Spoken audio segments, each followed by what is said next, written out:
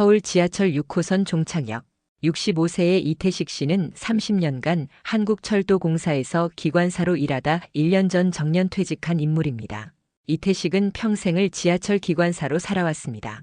새벽 4시 출근하기 전 누구보다 먼저 지하철역에 도착해 기관실을 점검하고 승객들을 맞이하는 것이 일상이었습니다. 그는 젊은 기관사들에게 전설 같은 인물이었습니다.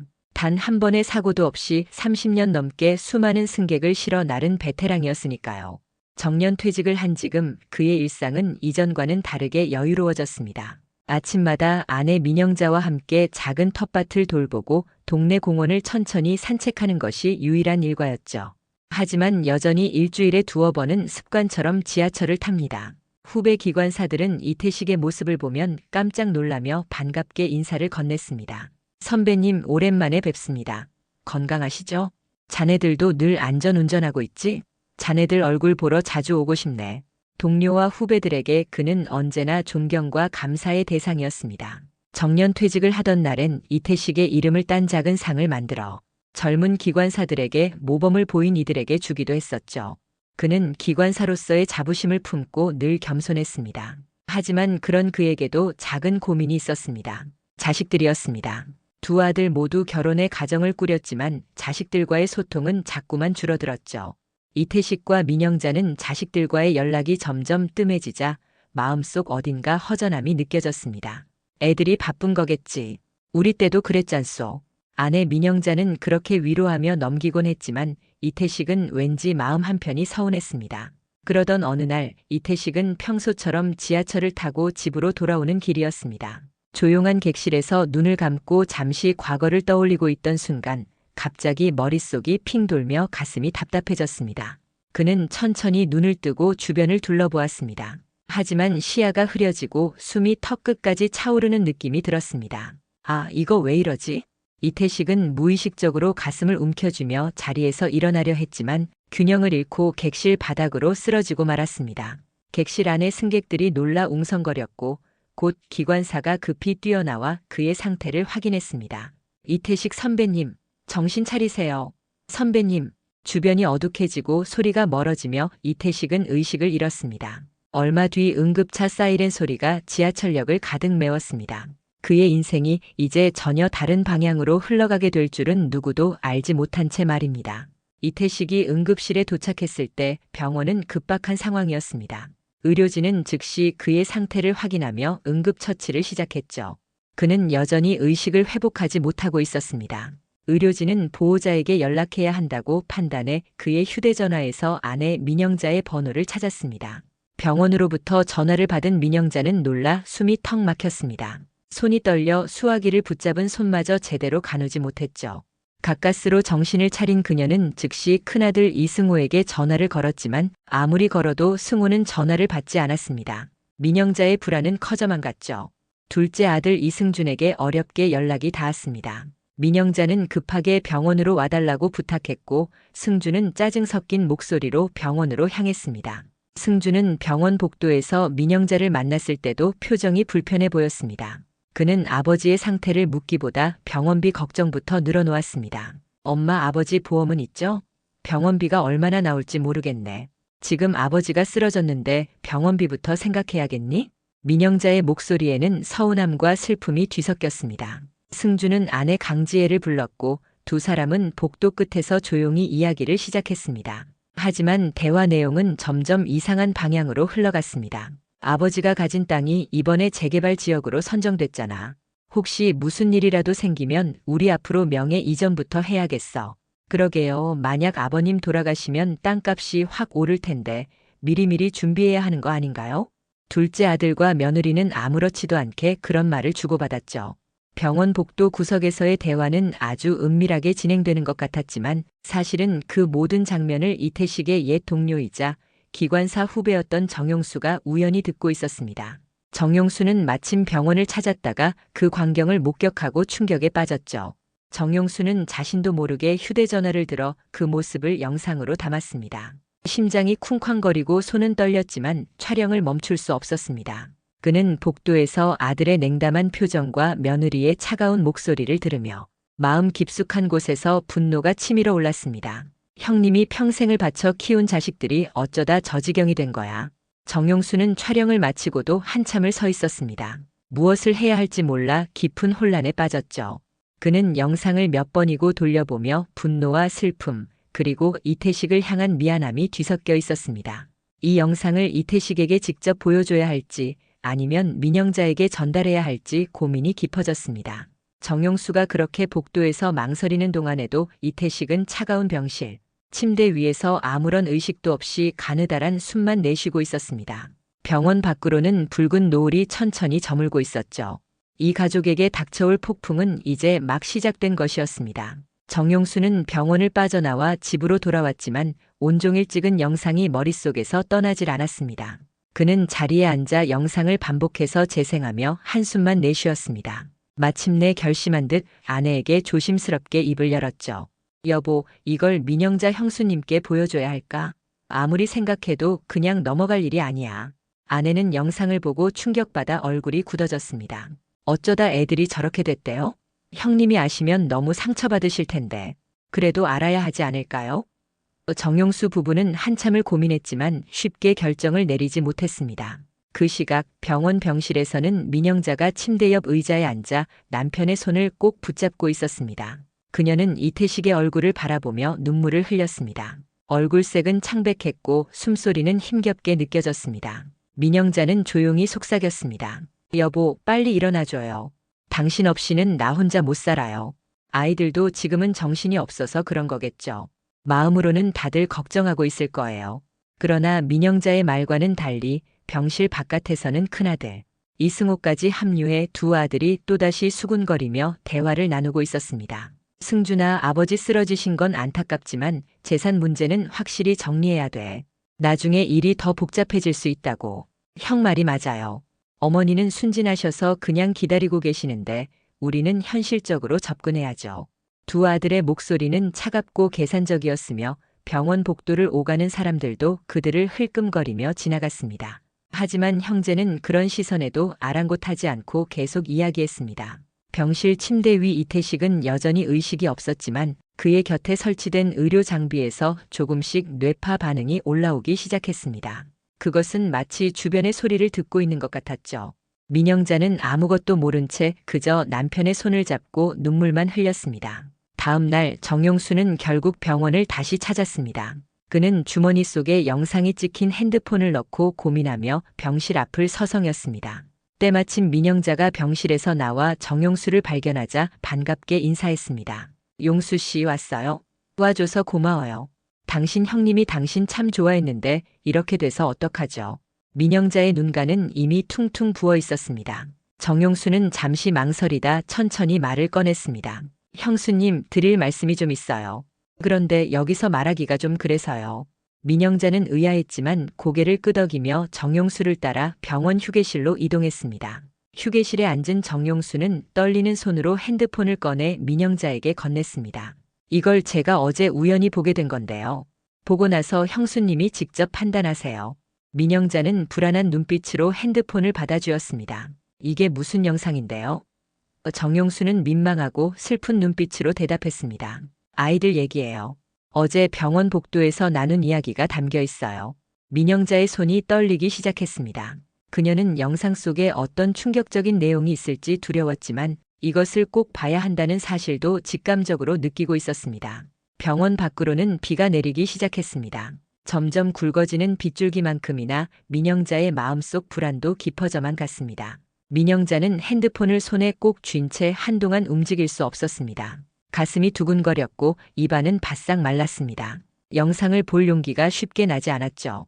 하지만 그녀는 천천히 핸드폰의 영상을 재생하고 깊게 숨을 들이마셨습니다. 화면 속에는 병원 복도 한 구석에서 수군거리는 둘째 아들 이승준과 며느리 강지혜의 모습이 뚜렷이 나타났습니다. 민영자는 떨리는 손으로 볼륨을 높였습니다. 영상 속 두 사람의 목소리는 차갑고 냉정했습니다. 여보, 아버님 쓰러지신 김에 재개발 예정인 그 땅 우리 앞으로 미리 명에 이전해야겠어요. 만약 돌아가시기라도 하면 땅값 엄청 오를 거잖아요. 나도 같은 생각이야. 어머니가 워낙 순진하시니까 우리가 잘 설득하면 쉽게 넘겨주실걸.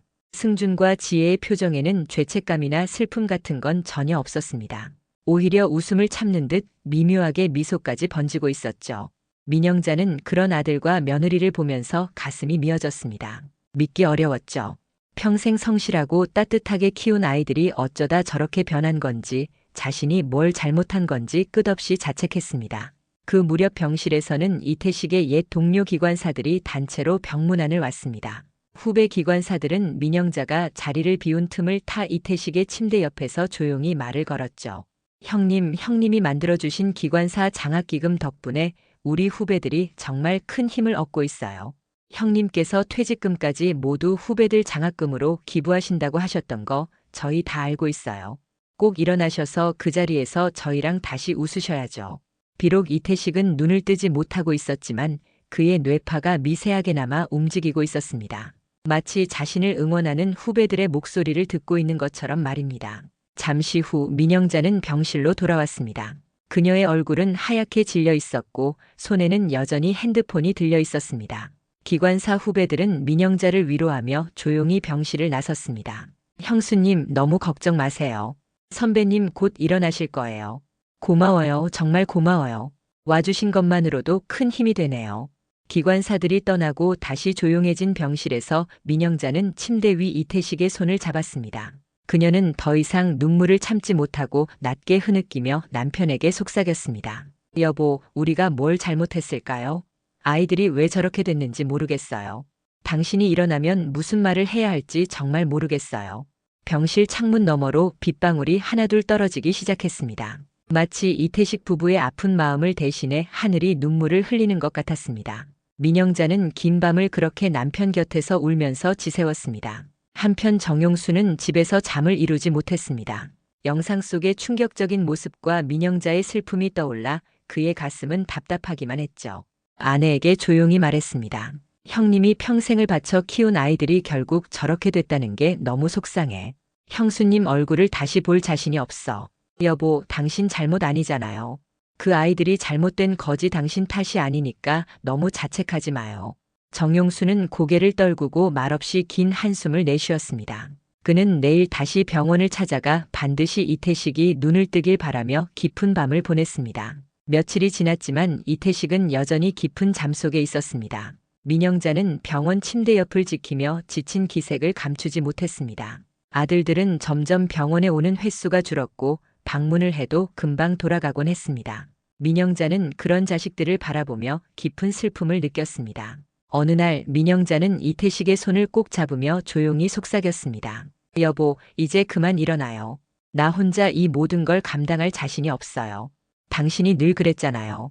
마지막까지 가족을 지키겠다고. 그런데 당신은 지금 뭐 하는 거예요? 민영자의 애절한 목소리는 병실에 울렸습니다. 그 순간 이태식의 손가락이 미세하게 떨리며 움직였습니다.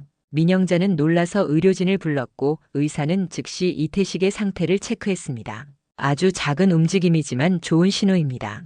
아마 의식을 되찾을 준비를 하고 계신 것 같아요. 계속 옆에서 좋은 이야기, 편안한 이야기를 해주세요. 민영자는 다시 희망을 느꼈습니다. 그때부터 그녀는 하루 종일 이태식 곁에서 좋은 기억들을 떠올리며 이야기를 건넸습니다. 하지만 아들들의 이야기는 철저히 피했죠. 민영자조차 그 일을 어떻게 꺼내야 할지 몰랐으니까요. 퇴원을 하루 앞둔 어느 날 저녁, 민영자는 병원 로비로 나와 있었습니다. 우연히 복도에서 큰아들 이승우와 둘째 이승준이 언성을 높이며 다투는 소리가 들렸죠.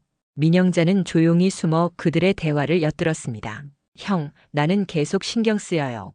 어머니가 요즘 우리를 보는 눈빛이 좀 이상한데 혹시 그때 병원에서 우리가 했던 얘기 들으신 거 아니에요? 설마 어머니는 그런 거 눈치챌 분이 아니야. 그리고 우리가 무슨 잘못을 했다고 그래? 현실적인 얘기를 했을 뿐이잖아. 민영자는 두 아들의 뻔뻔한 대화를 듣고 더는 참을 수 없었습니다. 가슴이 미어지는 느낌을 받으며 민영자는 결심을 굳혔죠. 그리고 바로 다음 날 아침 일찍 정용수를 다시 병원으로 불렀습니다. 용수 씨, 어제 내가 아이들 이야기를 또 들었어요. 도저히 그냥 넘어갈 수가 없어요. 오늘 아이들을 따로 불러서 보여줘야겠어요. 이 영상 꼭 내 손으로 보여줘야겠어요. 정용수는 고개를 끄덕이며 말했습니다. 형수님, 그게 맞는 결정이라고 생각해요. 아이들도 스스로 얼마나 큰 잘못을 저질렀는지 알 필요가 있어요. 그날 오후 민영자는 이승우와 이승준을 병원으로 불렀습니다. 두 아들은 어리둥절한 표정으로 자리에 앉았습니다. 무슨 일이세요, 어머니? 이렇게 갑자기 부르시고. 민영자는 차가운 눈빛으로 두 사람을 바라보았습니다. 너희들에게 보여줄 게 있다. 이걸 보고 너희가 직접 판단해라. 민영자가 떨리는 손으로 핸드폰을 연결하자 영상이 재생되었습니다. 화면에는 병원 복도에서 둘째 아들과 며느리가 차갑게 이야기하는 모습이 생생히 나타났습니다. 이승준의 얼굴은 금세 창백해졌고 형 이승호 역시 입술을 꽉 깨물었습니다. 민영자는 차가운 목소리로 말했습니다. 너희 아버지가 마지막 선로 위에 서 있을 때 너희는 그 선로 위에서 땅값 계산이나 하고 있었구나. 부끄럽지도 않니? 병원 안은 싸늘한 침묵으로 가득 찼습니다. 그때 갑자기 병원 관계자가 급히 들어와 민영자에게 전했습니다. 민영자님, 지금 이태식 님이 의식을 찾으셨어요. 빨리 병실로 오세요. 민영자는 그 말을 듣자마자 달려나갔습니다. 병실로 향하는 동안 그녀는 가슴이 터질 듯 뛰었습니다. 동시에 병실에 남겨진 두 아들의 얼굴엔 당혹감과 두려움이 교차하고 있었습니다. 민영자는 병실 문을 열며 숨을 몰아쉬었습니다. 침대 위에 이태식이 희미하게 눈을 뜨고 그녀를 바라보고 있었습니다. 그의 시선은 흐릿했지만 민영자를 알아보는 듯 미소를 지었습니다. 여보, 정신이 들어요? 나 누군지 알아보겠어요? 이태식은 미세하게 고개를 끄덕였습니다. 민영자는 감격해서 그의 손을 꼭 붙잡았습니다. 그토록 기다리던 순간이었죠. 그러나 동시에 가슴 한편엔 두려움도 자리하고 있었습니다. 이태식이 깨어난 이상 아들들에 대한 이야기를 언젠가는 해야 했으니까요. 이태식은 아직 제대로 말을 할 수는 없었지만 그의 눈빛만으로도 민영자는 충분히 위로를 받았습니다. 여보, 당신이 얼마나 그리웠는지 몰라요. 이제 다시는 날 두고 그렇게 멀리 가지 말아요. 한편 병실 밖에 남겨진 두 아들은 당황한 표정으로 서로를 바라보고 있었습니다. 특히 둘째 아들 이승준의 얼굴은 하얗게 질려 있었죠. 형, 이거 큰일 난 거 아니에요? 어머니 표정 못 봤어요? 조용히 해. 지금 당장 무슨 수를 쓰든 어머니부터 달래야 돼. 두 사람은 급히 병실로 뛰어갔지만 민영자는 냉정하게 그들을 막아섰습니다. 지금 아버지는 절대 못 만난다. 너희가 그동안 무슨 짓을 했는지 아버지께는 당장 말하지 않을 거다. 하지만 내가 너희를 절대로 용서할 수는 없어. 민영자의 목소리는 단호했습니다. 두 아들은 민영자의 차가운 태도에 더 말을 잇지 못하고 병실 문 밖에서 서성이기만 했죠. 그날 저녁 민영자는 이태식 곁에서 조용히 속삭였습니다. 여보, 내가 아이들을 잘못 키운 것 같아요. 당신에게 말하기 너무 미안해요. 아이들이 우리보다 재산을 더 중요하게 생각하더라고요. 이태식은 말을 할 수 없었지만 그의 눈빛은 깊은 슬픔을 드러냈습니다. 민영자는 이태식의 얼굴을 보며 마음이 아파 견딜 수가 없었죠. 그때 병실 문을 조용히 두드리는 소리가 났습니다. 민영자가 돌아보자 정용수가 조심스럽게 들어왔습니다. 그의 표정은 어두웠지만 따뜻한 미소로 이태식을 바라봤죠. 형님, 정말 다행이에요. 이렇게 다시 눈을 뜨시다니요. 이태식은 힘겹게 미소 지으며 정용수에게 손을 살짝 들어 보였습니다. 정용수는 눈시울이 붉어진 채 말을 이었습니다. 형님, 저는 아직 형님이 꼭 하셔야 할 일이 있다고 생각해요. 아이들에게 이대로 넘어가선 안 돼요. 반드시 이번 기회에 아이들이 정신 차릴 수 있게 형님께서 강하게 나서주세요. 정용수의 말에 민영자 역시 고개를 끄덕였습니다. 그녀는 이제 단호하게 마음을 굳히고 있었습니다. 여보, 당신은 충분히 좋은 아버지였어요. 이제 아이들에게 확실히 말해야 할 때가 온 것 같아요. 이태식은 힘겹게 눈을 감았다 떴습니다. 그의 눈빛에선 단호함과 슬픔이 뒤섞여 있었죠. 그는 미약하지만 확실히 고개를 끄덕였습니다. 병실 밖 복도에서는 두 아들이 초조하게 서성이고 있었습니다. 그들은 앞으로 닥칠 상황이 두렵기만 했죠. 이태식 부부는 이미 마음을 결정했고 아이들이 상상하지 못할 방식으로 이 가족의 갈등이 해결될 준비가 시작되고 있었습니다. 며칠 후 이태식의 몸 상태는 눈에 띄게 좋아졌습니다. 말도 어느 정도 할 수 있을 만큼 회복됐죠. 민영자는 퇴원 준비를 하며 이태식과 병실에 앉아 앞으로의 일들을 조심스레 상의했습니다. 이태식은 차분한 목소리로 말했습니다. 여보, 난 이번 일로 깊이 생각했어. 아이들에게 마지막으로 아버지로서 책임을 다해야겠다고. 하지만 이젠 확실한 결단을 내려야 해. 민영자는 그의 말을 듣고 고개를 끄덕였습니다. 여보, 생각이 맞아요. 아이들이 이번 기회에 정말 정신을 차려야 해요. 당신이 어떤 결정을 하든 난 다 따라갈게요. 그날 오후 이태식과 민영자는 두 아들을 병실로 불렀습니다. 아들들은 불안하고 초조한 표정으로 침대 곁에 섰습니다. 이태식은 그들을 차갑게 응시한 뒤 말문을 열었습니다. 너희가 날 돈으로 생각할 줄은 꿈에도 몰랐다. 내가 너희를 어떻게 키웠는지, 너희가 무슨 잘못을 했는지 이제 알겠느냐? 첫째 아들 이승호가 말을 더듬으며 변명했습니다. 아버지, 오해가 있으신 것 같아요. 저희가 그럴 리 없잖아요. 단지 현실적으로 생각했던 거죠. 이태식은 조용히 고개를 저었습니다. 현실적으로? 그래. 그럼 나도 현실적으로 결정할 수밖에 없겠구나. 두 아들은 그의 말에 깜짝 놀랐습니다. 아버지, 무슨 말씀이세요?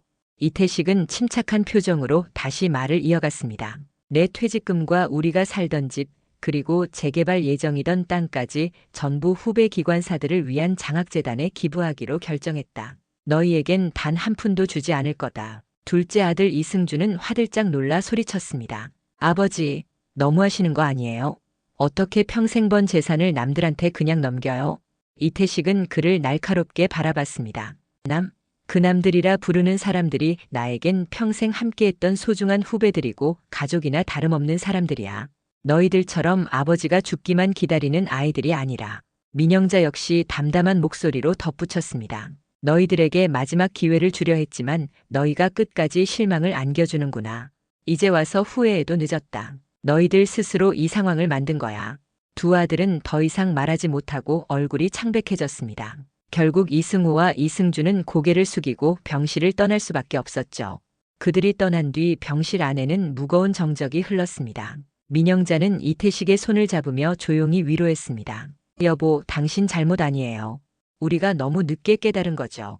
이태식은 고개를 천천히 끄덕이며 대답했습니다. 그래도 난 후회하지 않아. 이젠 우리가 해야 할 일을 다 했으니까. 이제 남은 생은 조용히 살면서 우리 둘만 생각하자.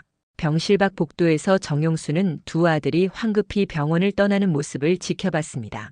그는 깊은 한숨을 내쉬며 씁쓸하게 중얼거렸습니다. 형님이 평생 읽어놓은 걸 결국 이렇게 끝내는구나. 아이들아, 너희가 한 일이 얼마나 큰지 평생 후회하며 살게 될 거다. 병원 밖으로 두 아들의 그림자가 초라하게 사라져갔습니다.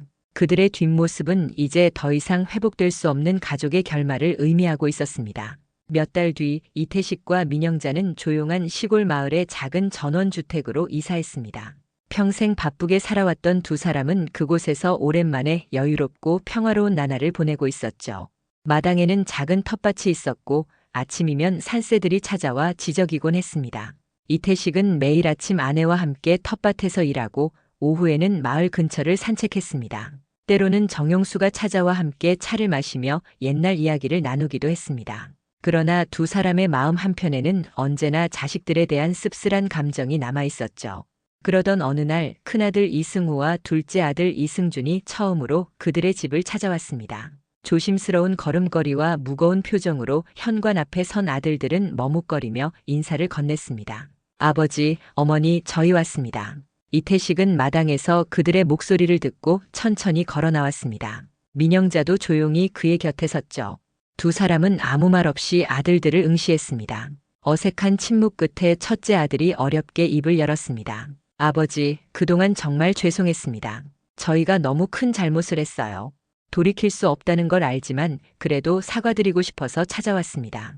둘째 아들 이승준 역시 눈시울을 붉히며 말했습니다. 저희가 아버지, 어머니를 너무 쉽게 생각했어요.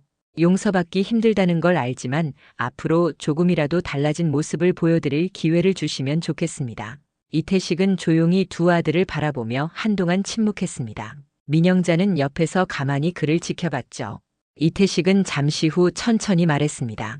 용서라는 건 그렇게 쉽게 받을 수 있는 게 아니다. 너희들이 진심으로 반성하고 있다면 그것만으로도 다행이다. 하지만 난 더 이상 너희와 가까워질 생각은 없다. 민영자도 덧붙였습니다. 우리는 이제 너희들과 거리를 두고 살기로 했단다. 용서하되 가까워지진 않을 거야. 앞으로 가끔 찾아오면 얼굴은 보여줄 수 있겠지만 그 이상은 기대하지 말아라. 두 아들은 서운했지만 부모님의 말을 조용히 받아들였습니다. 그들은 현관 앞에서 인사를 한 후 돌아섰고 무거운 발걸음으로 멀어졌습니다. 민영자는 아들들이 멀어지는 모습을 보며 낮게 한숨을 내쉬었습니다. 여보, 이걸로 괜찮은 거겠죠? 너무 매정하게 군 건 아닐까요? 이태식은 민영자의 손을 잡으며 부드럽게 위로했습니다. 당신 잘못 아니야. 우리가 할 수 있는 건 다 했어. 아이들이 스스로 깨닫고 바뀌지 않는 한 우린 이렇게 살아야 해. 이 정도가 딱 좋아. 두 사람은 조용히 마당에 앉아 차를 마시기 시작했습니다. 저 멀리 떠나가는 아들들의 모습은 희미해졌지만 두 사람의 마음속에는 후회나 미련이 없었습니다. 오히려 이제야 비로소 마음이 가벼워진 느낌이었죠. 이태식은 민영자를 바라보며 미소를 지었습니다. 여보, 그동안 고생 많았어. 이제 우리만 생각하고 행복하게 삽시다. 민영자 역시 웃으며 대답했습니다. 그래요, 여보. 이젠 정말로 우리 둘뿐이네요. 이대로 평화롭게 살아요. 그들은 저물어가는 노을을 바라보며 서로의 손을 꼭 잡았습니다. 그들의 삶은 화려하거나 풍요롭진 않았지만 이제야 진정한 행복과 평화를 찾은 듯 했습니다. 모든 것이 고요한 시골 마을의 저녁, 두 사람은 그렇게 오랜만에 찾아온 마음의 평화를 조용히 만끽하고 있었습니다.